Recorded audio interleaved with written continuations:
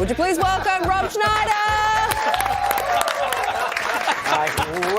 Look at this. Are you about to call the Super Bowl? Are you traffic reporter? Yeah, air traffic control. I'm not just talking. I'm not just promoting my new tour in Australia. I'm also doing I'm also the pit crew in a Formula One race car pit.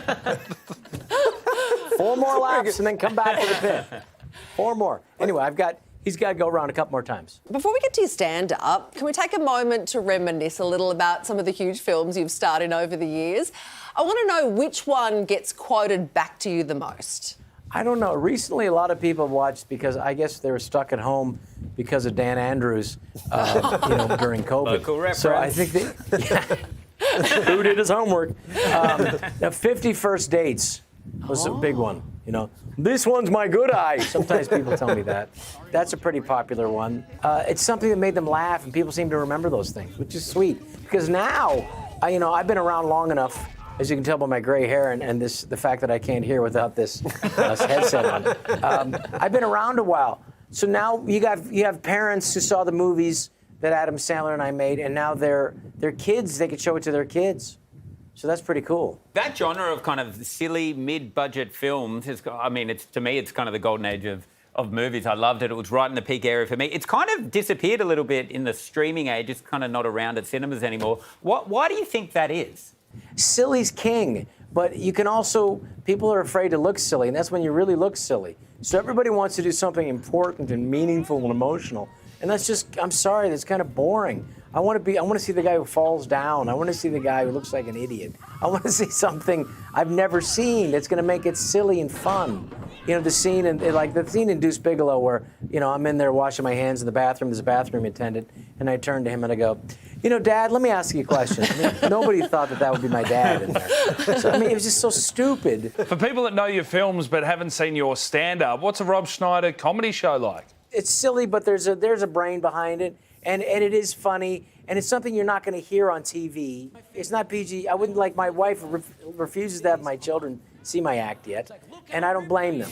But it's for adults, so you can hear something outrageous, which is fun. We're all adults. These are just words, and I think, as you could tell by my new protective headgear, that some people throw chairs, but not too many.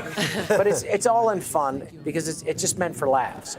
I think you clearly like poking the bear a bit. I get that sense about you. Is this part of the reason that, via some set of circumstances, Donald Trump apparently ended up calling you a loser? Well, I voted. I did. It was like one of the. I was going through a divorce at the time, and my publicist said, "You got to go to this thing.